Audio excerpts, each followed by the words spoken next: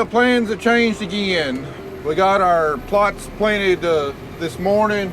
Said last night that probably I wasn't going to plant any today other than those plots because they forecasted rain to come in. We've actually increased the rain chance slightly up to from 50% to 60%, but they're only calling for less than 1/10 of an inch of rain. So not very much rain at all, and really not even enough to really soak into the ground and make it wet. Now, if the forecast holds true, we should be okay to go ahead and plant, so we're going to keep on rolling. Whether it's the right decision or not, well, here in probably about 2 weeks, I'll be able to tell you.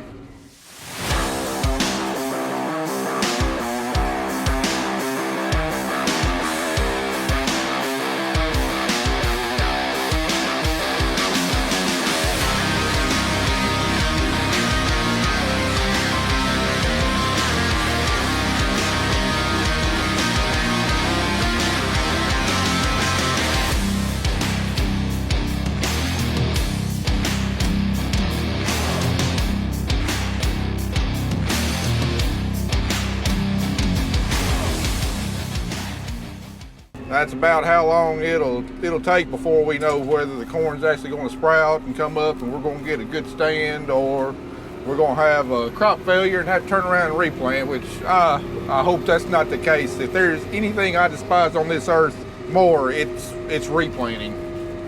To have to go back and redo a task that you've already done, that you already spent a lot of time into, is heartbreaking, and I absolutely hate doing it. So for better or worse, we're going to give it a try today. Welcome to day 2. We thought we weren't going to plant today, but apparently Matt said it's not supposed to rain as much, so we're going to get at it. Zach and I have already moved the water truck and blue truck with the seed on it. The boys are ahead of me. They left out. I go a little bit faster, so I'm letting them go in front. Then I will, we're spraying a 30-acre farm, and it's very, very small field, so it's going to be a pain. But then we're going to be on a 100-acre farm that is a little more wide open. Unfortunately, it's in the city, so I'm going to have to fight traffic. It's stressful. It's actually more stressful than driving on the interstate in Chicago. So we'll show you what that's like to move equipment through a city that's ever growing, about 5 times bigger every year.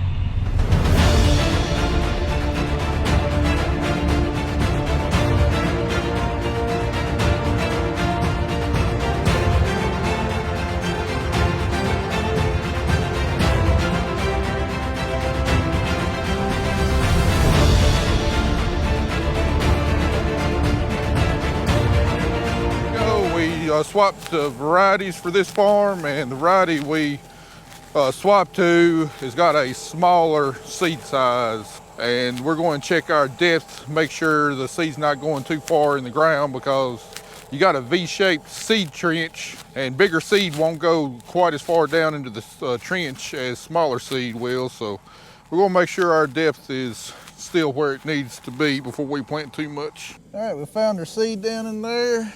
Yeah, it's about 1/4 inch deeper, about 2 1/4 inches. We're going to shallow up the depth 1/2 of a notch. And the other thing about smaller seed is farther down in the seed trench, but because the seed is not as big, it doesn't have as much energy stored in the seed to come up from deeper depths. So it's especially critical that we don't get a smaller seed size too deep in the ground.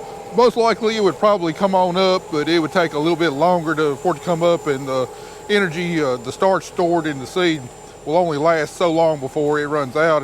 If the corn plant hasn't come through the top of the ground by the time the energy runs out, well, you're not going to have a corn plant. So we're going to lower these, or we're going to raise these up 1/2 a notch here. All right, so this is the little patch fields that we do. You have to fold up every little field. So now I'm going to this field over here and gonna have to unfold and fold back up. So there's lots of trees, pretty small fields. We make it work. Okay, day 2. Maybe I got my little temper tantrum out last night. I hate the first day of anything. Planting, harvest, school, baseball. You gotta work all the kinks out. It's never on a day where you're in the greatest of moods. So anyways, we're back out here today. I'm gonna keep spreading till I empty out this tender truck and finally on some normal people fields, not the up and down roller coaster cookie cutter crap we were on yesterday. Yeah, I should be able to get over a decent amount of ground the rest of the day. Hopefully about 175, 180 acres before we go home tonight. Well, the clock is officially started on 2021. We got about 30 bags of seed in the ground, and there is no turning back on it. From here on out, we got to make sure that we are on time with every management decision, every input, every application from here on out in order to maximize our yield. As I said yesterday, the corn yield potential is no longer 100%. We have corn in the ground, and the yield potential of that corn will go down every single day no matter what we do to the crop, because there's just so many different environmental factors working against the corn. You know, right now it's soil temperature. You know, you've also got bugs out there, pests. You could have a lack of fertilizer, which I hope we don't. I hope we've taken care of that. You know, it could be lack of sunlight, lack of heat units, lack of rain. All that stuff can work against the corn to reduce yield. So it is our job to pay attention to everything that we can possibly control ourselves and make sure that we give the corn everything that it needs that we can provide, and make sure that we provide it on time. The corn's not going to care if we got equipment broke down, if we're sick, if we're tired, or anything like that. The corn's going to grow at a determined rate just depending on how many heat units it's got. So it's our job for the next 4 months and until about the middle of August to make sure that the corn does not want for anything. Researchers have shown that the absolutely maximum yield potential of corn, if everything is absolutely perfect, is about 600 to 650 bushels per acre. Well, our 5-year average is about 166 bushels per acre. So even though we're good farmers and we do everything we can with the equipment that we have, with our knowledge that we have to maximize our yield potential, even with everything we know how to do, we're already losing about 74% of our maximum yield potential. And that's managing everything to the absolute best of our abilities. So from here on out, you know, there's no just automatically going home at 5 o'clock.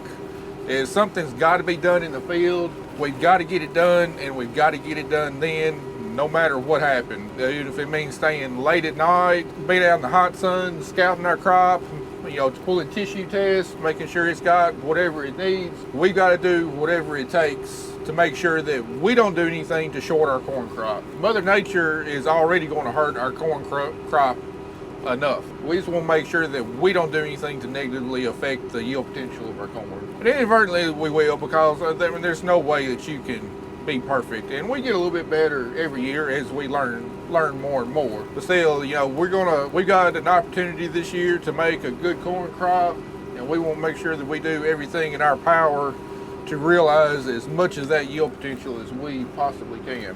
Because, you know, I'm only got an opportunity to produce so many bushels in my lifetime. I'm only going to be able to plant so many crops, and I don't want to waste a single year of having lost production just because I made a mistake or I just didn't feel like doing something or whatnot.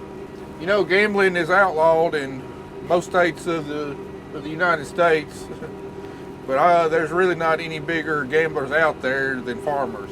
We're going to take about $800,000-$900,000. We're going to spend it on inputs and hope and pray that we will see a positive return on our investment. Unfortunately, we can only be like maybe some good card counters in blackjack. We can only control maybe a third of everything that will actually influence our corn crop. The other 2/3 you know, the weather, rainfall, sunlight, if we have pests move in, if we have diseases move in, you know, temperature, all that stuff, we have no control over. We can control pests to some extent, but we can't control them 100%. There's some years I always feel like at the beginning of the year, I'd just be better off taking that $900,000, taking it to Vegas and either betting it on black or red at the roulette table. I might have a little bit better luck. I'm definitely not complaining or anything. It's a great life. It's the life I chose. It was the life I was born into, and I wouldn't have it any other way. It's definitely what God intended for me to do with my life. Just sometimes the pressure of questioning every decision you make can really wear on. Okay, we're done with that field, and now I'm gonna head to the next one that is through town, which is very frustrating to drive through. So I'm gonna try and put this GoPro mount up here and see if we can show you what it's like to drive this big old sprayer through a very busy town. It's like you have to mentally prepare for it. Matt will just say, well, you're bigger, just go, but it always doesn't work out that way. So I'm gonna pray really hard that nobody's on the road at 2:25. Oh wait, school. Oh. Well, wish me luck.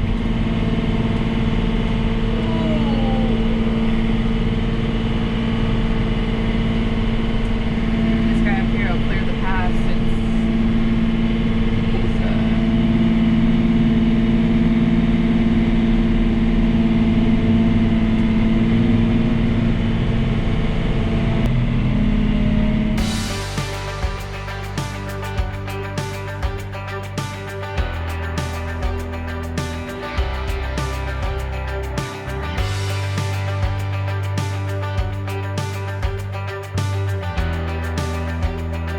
there's a guy behind me that's, I can't even see him. He's, or her, somebody in a Tahoe. Oh shit! I'm not, I can't go nowhere, dumbass. Oh my God, there's no side of the road. There's none, it's zero. And here, this guy behind, is still trying to go around me.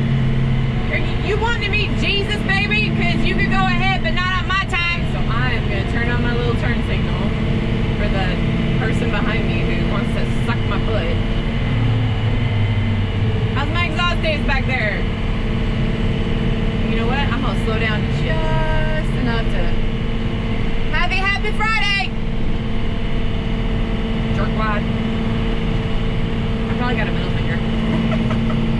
So, normally I would have to go around the bypass, but because this farm is butted up next to the farm that we have, I'm just gonna cheat and I'm going down this way. Really? Who's winning today? Me! I'm winning! I'm gonna go down this driveway here. If not, I would have had to go down that bypass right there. So I'm glad I was able to come this way. I bet when Matt watches this footage, he probably would have said, well, why would you have to go down by the school anyways? Well, because sometimes I forget that there's an opening back there. Winning for me today. All right, I promised yesterday that I'd give you a more in-depth tour of the precision planting monitor and what all it shows us and what all it controls. So here goes. I'll try and hold this as steady as possible. Anyway, here's the base screen that I run off of most time. Right there shows our population. Right now we're putting out 28,000 seeds per acre in this area of the field. That shows our singulation right there, making sure it's only putting out one seed at a time. Right there it shows our hydraulic downforce. We're looking for as close to 100% ground contact as possible. What the Delta Force does is it's got a load cell on the gauge wheels and knows how much force is on the gauge wheels. The gauge wheels is what actually controls the depth. So we want pressure on the gauge wheels at all time, and it monitors it. I don't remember how many times a second, and it can instantly change how much downforce each unit gets in order to maintain ground contact. Down here at the bottom right now, I've got it set on. This shows our population on each row right there. Right there, the left-hand side was lower than right-hand side because we're variable rate planting, and the left-hand side was calling for a lower rate than the right-hand side. Field acres, we got several of the details from our smart farmers right there showing organic matter and soil temperature. This has been really neat to watch. And we got our vacuum pressure. We're trying to keep around 18 to 20. Measures good ride. That measures several different metrics. Ground contact, or how often it's losing ground contact, stuff like that. I don't remember what all goes into there. We got two maps selected right here to watch them side by side. This one is showing our population. You can see down there in the lower corner where our prescription change is putting out a lighter rate, and it will do this and it will do this going across the field. This right here, let me blow this up to where you can see it in more detail. All right, there we go. This is our applied downforce map that Delta Force produces. You can see our color legend over there, ranging anywhere from negative 25 pounds of downforce all the way up to 500 pounds of downforce. And this is how often the downforce is changing, and it's changing even from road to road. Some places in the field you see a little bit of red right there, required more downforce in order to keep the units on the ground. Maybe the ground was a little bit harder for whatever reason. The darker the green, the less downforce that it took to keep that row unit on the ground. All right, this is our metrics screen that shows us most everything that it measures. Again, right here we got population. Putting out two different populations on the planter right now. Right hand side's putting out 30,000, left hand side's putting out 28,000. There's our hydraulic downforce again. There's our population. Like I said, right hand side putting out less than the left hand side because of the prescription. Here's all of our metrics from our smart farmers. Organic matter, CEC, soil temperature, how much moisture is in the soil, and a clean furrow and uniform furrow. Like you can see the soil temperature hovering around 56 degrees. Lower than what we want, but it's adequate enough. Then we got a few other things over here. We got vacuum again. We got our average spacing in between seeds. How many acres we covered on this farm? Acres per hour. Let me shift up to where I'm supposed to be. There we go. A little over 20 acres an hour. The gyroscope right there is a turn compensation. As we go around a curve, the planter can detect this, and the inside rows will turn at a lower rate than the outside rows, thus keeping the population uniform as you go throughout a curve. Because if you think about it, the inside of the planter going around a curve does not have to go as far as the outside row. So but if the meters are turning at the same speed, the inside row is going to be putting out too heavy a population, and the outside row is going to be putting out too light of a population. So I am done for the day.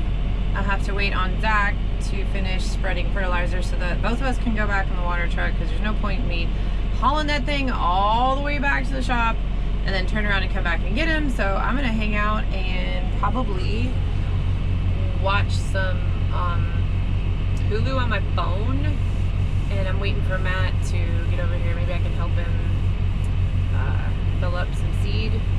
But last I heard, he was still hanging out because he's having computer problems. So I don't think he's going to be a very happy camper today. I don't know why we're having problems. Planter don't give me problems when I'm running it. I'm just saying, gotta treat the equipment nice. You know, maybe talk dirty to it a little bit. It's Friday, and I can see all these awesome people going home or going out. I'm gonna go home and do laundry and possibly get something for dinner. Pretty uneventful day over here, other than my children, my two oldest children, calling me like 17 times. So I probably would have been done 45 minutes ago if they hadn't called me like 7 times. But yeah. Now we're covering some ground. Finally out here in this big bottom, hitting it at 12 miles an hour, doing about 85 acres an hour. I'm gonna blow through this tender truck before dark, hopefully. As long as I can still see out my sight glass back there, make sure I don't run out. She's been waiting on me for 45 minutes. An hour! My speed cable quit working again. That's okay. I've been smelling poop for the last hour. It's all good. Yeah. So watching Hulu. I was sitting there trucking along, then all of a sudden I looked and speed went to 0, and I was like, really? I don't even think Matt is moving. Him and that planter are about to have a come to Jesus out here sometime Been tonight. there for like 2 hours. What is it, swath control? Was that the same problem as yesterday? What? Swath control. It was? Oh, well, I just work here. Yep. My work is done, so let's go home. Yep. So we're gonna take the water truck. We're gonna go the long way. That way we don't stir up his annoyance with the planter. Or we'll just cut it off and let it coast by. That way he doesn't hear the pipe. Yeah, I'll come swap out with him. I'll run planter tonight. I'll get some seat time. yeah. Don't tell my wife I volunteered though. Sure. Yep. All right, we have not gotten much done this afternoon. Just after I recorded the last segment, my precision plant monitor started giving me problems. The swath control was not reading some of my coverage and not shutting it on and off. And as wide as this planter is and expensive as seed is, I've been on and off the phone with tech support for the last 3 hours to no avail. So anyway, they had me do some detailed logs and export them to a USB drive. These are the files I'm looking for.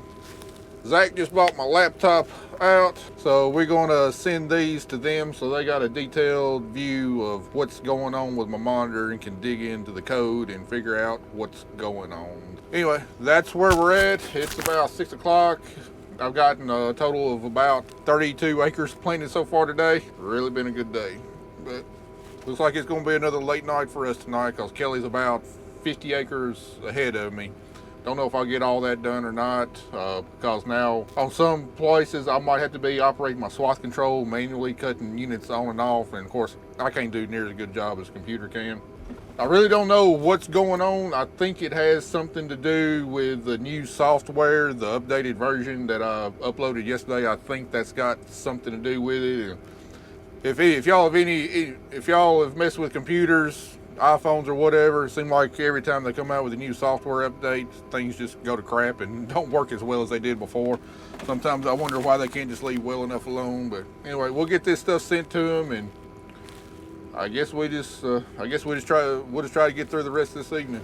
All right, if you look at this map, this is a great example of what Delta Force does. You see this red right through here? That means this needs more down pressure. Well, right there is usually high traffic when we're coming from this field up here over here to the exit of this field. That's why we usually travel with grain buggy or the bowl buggy. The guy that spreads chicken litter typically drives there, so it gets a lot of traffic.